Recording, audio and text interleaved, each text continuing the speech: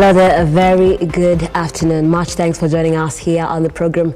This is Trending News. I am Nancy Nalima, and do stay with me for the next few minutes as I bring you up to speed stories that are making headlines today. Let's begin. President William Ruto has today defended himself against heaping ridicule over his recent state visit to the United States. This comes as Ruto jetted out of the country aboard a chartered Boeing 737-700 said to be operated by the Royal Jet of Dubai. The trip, snaking through Nairobi to Atlanta and Washington, D.C. on the luxury jet, had been reported to have cost taxpayers around 98 million shillings, and a round trip could have potentially surpassed 200 million Kenya shillings. During a national prayer breakfast held at Safari Park in Nairobi, Ruto delved into a scattered defense of his travel expenses, asserting that he is a frugal leader and cannot afford to expand the public purse. When I saw the debate in Kenya as to how I traveled to the US,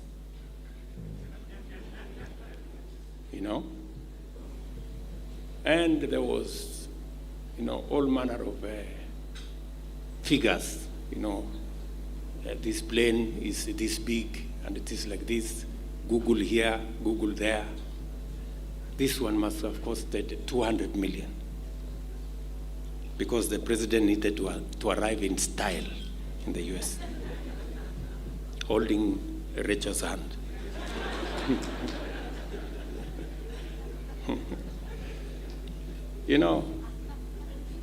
I am a very responsible steward. Believe you me. There is no way I can spend 200 million. There is no way. In fact, let me disclose here that it costed the Republic of Kenya less than 10 million. When I was told the cheapest plane was 70 million, I told my office, go book Kenya Airways. Yeah. So when some friends of mine heard that I was going to travel Kenya Airways, and we have built a big reputation as a country. We have built friends. Some friends told me, how much do you want to pay? I said, I'm not ready to pay more than 20 million. They said, bring 10 million, we will give you the plane. President William Ruto now says that the government has spent over 300 million shillings to provide an alternative shelter to those relocated from riverbeds. According to the head of state, 27,000 people who are living in riparian land have been relocated. The demolitions have attracted uproar from sections of the public, with homeowners claiming that bulldozers have caught them unawares in their houses, leading to injuries and deaths. A few weeks ago, as you all know, we went through another storm of floods, and we lost 200 people in Kenya. We have also had to relocate already 27,000 people from riparian reserves. We have spent close to 300 million shillings to make sure that these people who have been relocated have alternative places to stay. We still have another 13,000 that we are processing so that we can relocate them. And because we have been told that there will be above normal rains in Kenya for the next 7 years,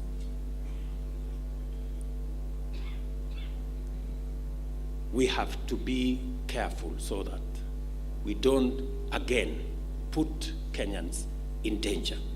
And that is why, as a government, we have said we will relocate Kenyans who live in fragile ecosystems along riparian reserves, because we cannot afford to lose any life anymore.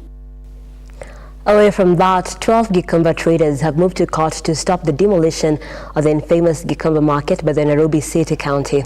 Led by their lawyer Dunstan Omari, the traders noted that they've been paying land rates accordingly, adding that demolishing the market will be a big blow, each serving an estimated 5 million people locally and internationally. Wa solidarity, tumekuja hapa kotini tukiwa na malilio yetu kwa sababu tukiwa tumegandamizwa na county government kwa kubomoa vibanda zetu, kutuacha tukiwa hatuna cha kufanya kwa kuwa tuna watoto wanasoma, tuna maisha, tuna madeni, na sisi tunaomba koti hii itusikize, na tumeona ikiwa na pande yetu kwa sababu sisi tuna ushahidi kwamba pale wazazi wetu ndio walitupa ile nafasi, ndio walianza pale miaka ya hapo awali. Tumekuwa hapo na sisi bado tumekuwa hapo tukilipa leseni, tukiwa na mastakabadhi yote yenye county inakuaga. Pia tunamalilio kwamba huu mwaka huu county ilikuwa imetutoza leseni na tuko nazo na tumewapatia. Tunauliza ya kwamba kwa nini walikuwa wakatuitisha leseni wakijua kwamba watatubomolea vibanda zetu. Gikamba traders trading by the name of Solidarity. They entered this place around 1936. Their grandparents and their parents, and now these are some of the children who inherited this land. They have been paying taxes and rates to the county government, the local authority then, now the county government of Nairobi. They have genuine licenses. They have been trading here. Every political regime that has come has acknowledged that they have a right to be there. Save that this time, there are individuals in government who want that land, to take possession of that land, to do the same business.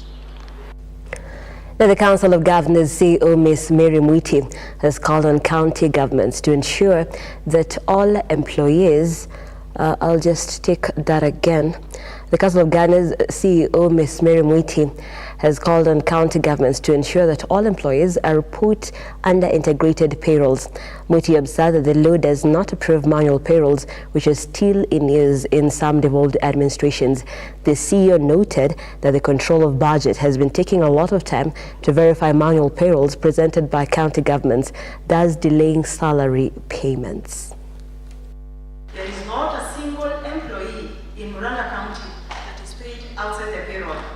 The highest office in this land, the chair of the IBEC, was tasked with the responsibility of convening excellency governors and the CECs for finance from 6 sample counties to come and have a conversation around how to improve on efficiencies and enhance effectiveness in terms of performance and, of course, the effectiveness of the authorization of the payments. During that meeting on Friday, that was shared by His Excellency the Deputy President, the Controller of Budget did confirm that Murang'a County is the only county that processing of payroll is extremely seamless, and she urged if counties could actually borrow a leaf so that at least the bottlenecks and the challenges they're experiencing would be a thing of the past. And that is the main reason why we thought that we could be seated in a county that is as exemplary itself in terms of the management of payroll that is actually a headache to the counties. Our wish as a mandate of the council, it's one of them is actually sharing of best practices. I hope that we'll pick one of these best practices so that we can infuse into a system and ensure that we're able to conform to the standards that are required by the control of budget for purposes of efficiency and effectiveness. When we came in, we found about 1,200 casuals who are being paid outside. The government is working on a long-lasting solution to the perennial flooding at the Guku Market village in Baricha, Kirinyaga County, where 200 families are usually displaced as their houses are often marooned by floods. Sale and Regional Development Principal Secretary Kelo Harmasa has said that they are working on a way to redirect the water to Ramuthambi River so as to save the residents the agony of being displaced every time it rains. tulikuja hapa kwa hii hafla ambayo imekuja kusaidia watu ambao walipitwa ama walipigwa na jangwa la mafuriko. Kila wakati kukinyesha, lazima tukuje kusaidia watu.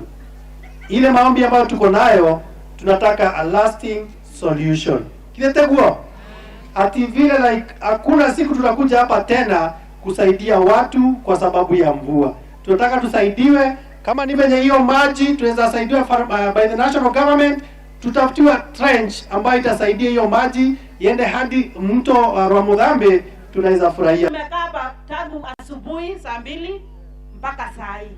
Tunangoja nini? Tunangoja chakula. Si ati tulikuwa tu tumekaa ati hatuna kazi ya kufanya. Ni ukweli. Tumekaa hapa masaa mingi sana, mheshimiwa. Serikali yetu inafanya mpango ya kusuluhisha hii, kuleta permanent solution. Tutaongea na gavana wetu wa hapa, Mama Anne Waiguru, ni mama mshupavu, mimi najua. Tutaongea na yeye, tutafute njia.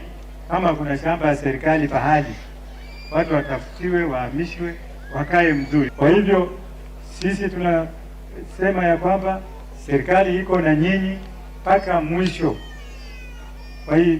Kwa sababu ya hii shida, tutahakikisha mmesaidiwa. Hii vitu tumeleta, chakula na vifaa hizi ya non-food materials, sio mwisho ya msaada ya serikali kwetu.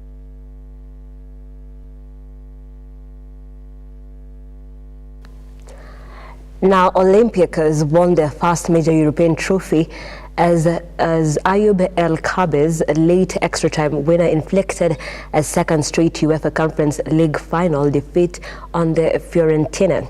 An unforgettable final sparked to life with just 4 minutes of extra time remaining as El Kabi turned home the only goal of a game taking place at the home of rivals AEK Athens, while the Greek side celebrated becoming the first team from the country to win a European trophy. Fiorentina were once again left wondering what might have been a year after losing in the final to West Ham United.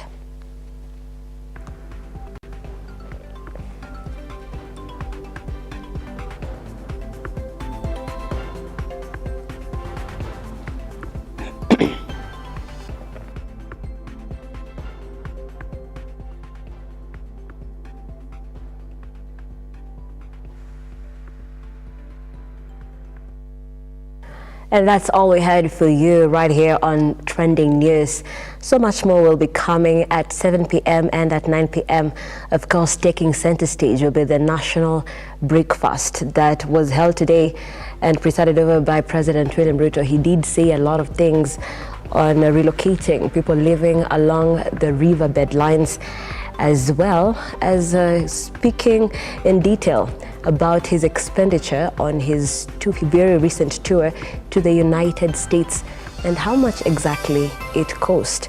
We'll be looking forward to your opinion as well. Let's continue connecting across all our social media platforms where we are at Lookuptv on X, Lookuptv on Facebook, and Lookuptv on our YouTube channel. I am Nancy Nalima. Thank you so much